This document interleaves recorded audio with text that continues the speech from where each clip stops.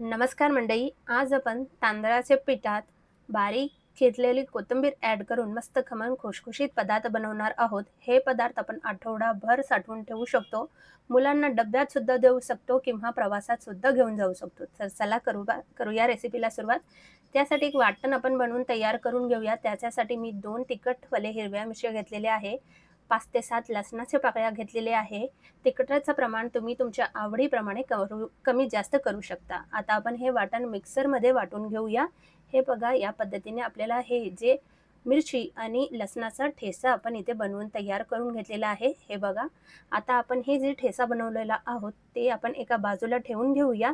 त्यानंतर मी इथे एक बाउल घेतलेला आहे. याच्यात आपल्याला एक वाटीभर इतकं तांदळाचं पीठ घ्यायचं आहे. तर मी इथे एक वाटीभर इतकं तांदळाचं पीठ घेतलेलं आहे. त्याचबरोबर आपला हा पदार्थ मस्त खमंग व्हावं याच्यासाठी 2 चमचे इतकं बेसन पीठ घेतलेलं आहे आणि तांदळाच्या पिठाला खूप जास्त चिकटपणा नसतो, म्हणून इथे मी 2 चमचे इतकं गव्हाचं पीठ घेतलेलं आहे. म्हणजे जे पदार्थ आपण बनवणार आहोत त्याला मस्त अशी बाइंडिंग येईल. त्याचबरोबर अर्धी वाटी इतकी आपल्याला बारीक चिरलेली कोथिंबीर घ्यायची आहे. स्वच्छ धुवून बारीक चिरून घेतलेली कोथिंबीर आहे. तुम्ही बघू शकता हे पूर्ण कोथिंबीर आपल्याला ह्याच्यात ॲड करून घ्यायचं आहे. हे बघा, या पद्धतीने. त्यानंतर आपण ह्याच्यात ॲड करून घेणार आहोत 2 चमचे इतकं तीळ. तीळ आपण ह्याच्यात ॲड केलेलं आहे. त्यानंतर आपण एक पाव चमचा इतकं हळद ह्याच्यात ॲड करून घेऊया. त्यानंतर जे आपण ठेचा बनवून घेतलेलं होतं हिरवी मिरची आणि लसणाचं, ते आपण ह्याच्यात ॲड करून घेतलेलं आहे. ताजं दही एक 2 चमचे इतकं मी ह्याच्यात ॲड करून घेतलेलं आहे. दही वापरायचं नसेल तर एक अर्धा लिंबाचा रस जरी वापरला तरीही चालेल. चवीपुरतं मीठ आपल्याला ह्याच्यात ॲड करून घ्यायचं आहे. आता आपल्याला हे सर्व जिन्नस छान असं मिक्स करून घ्यायचं आहे.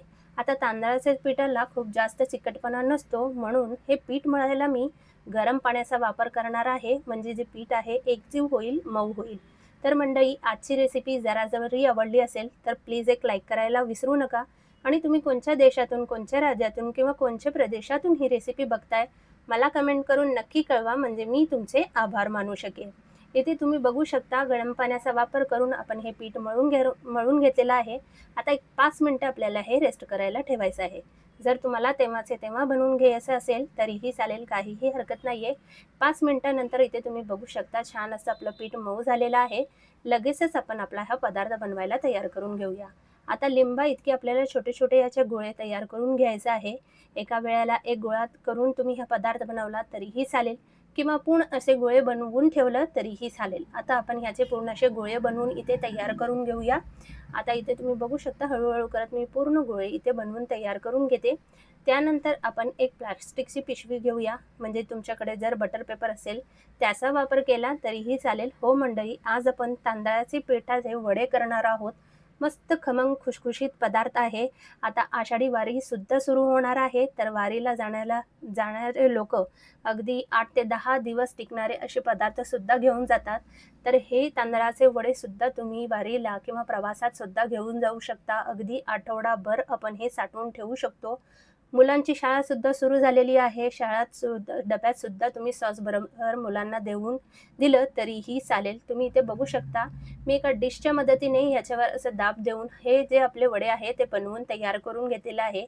तुम्हाला लाटून सुद्धा हे बनवून तयार करू शकता. थोडासा तेलाचा हात लावायचा आणि लाटण्याने लाटून घ्यायचा.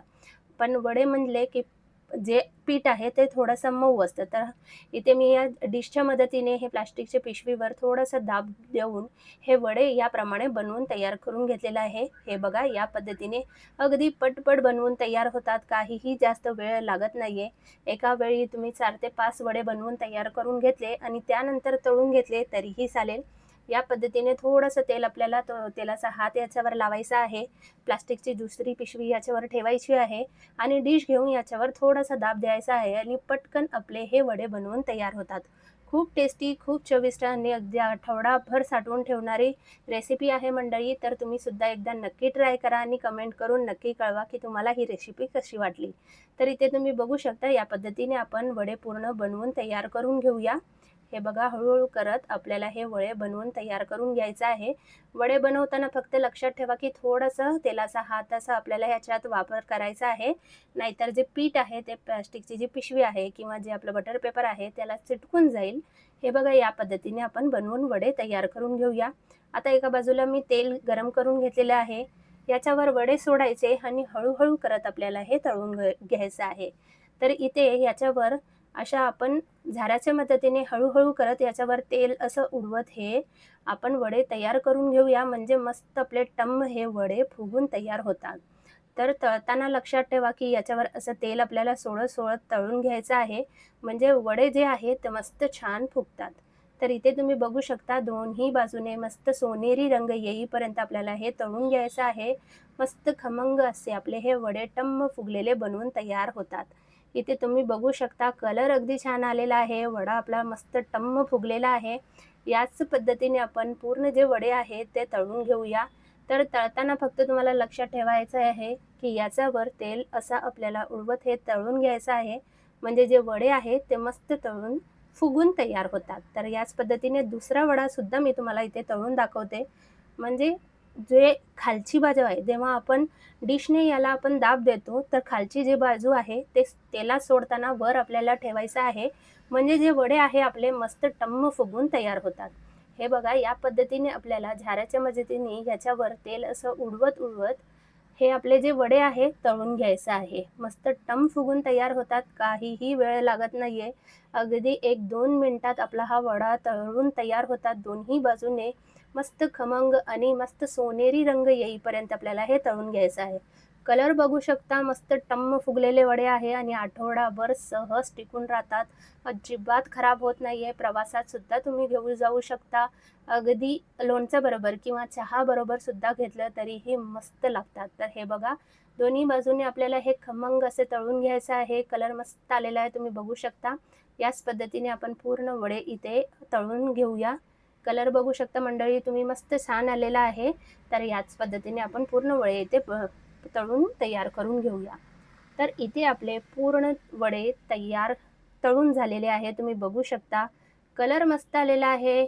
दिसायला मस्त छान दिसत आहे आणि तितकेच टेस्टी सुद्धा आहे. अगदी मुलांना तर खूप आवडणारे आहे मंडळी. तर तुम्ही सुद्धा एकदा नक्की ट्राय करा. एक वडा मी तुम्हाला इथे तोडून सुद्धा दाखवते. मस्त आतपर्यंत टम्म फुगलेला आहे, शिजलेला आहे, मस्त तळलेला आहे. कलर बघू शकता मस्त छान आलेला आहे. दिसायला अगदी सुंदर आणि खायला तितकंच भारी लागतं. तर हे बघा मग तुम्हाला एक वडा इथे तोडून सुद्धा दाखवते. आतपर्यंत मस्त शिजलेला आहे, तळलेला आहे, जाळीदार आपला हा वडा बनवून तयार झालेला आहे मंडळी. तर कशी वाटली मंडळी आजची रेसिपी कमेंट करून नक्की कळवा. व्हिडिओ आवडला असेल तर व्हिडिओला लाईक करा, शेअर करा आणि सबस्क्राईब करायला विसरू नका. तर चला पुन्हा भेटूया. अशीच छान रेसिपी मी तुमच्यासाठी घेऊन येत राहणार आहे. तोपर्यंत मस्त खा, स्वस्त राहा आणि सर्वात महत्त्वाचं म्हणजे आनंदी राहा. धन्यवाद.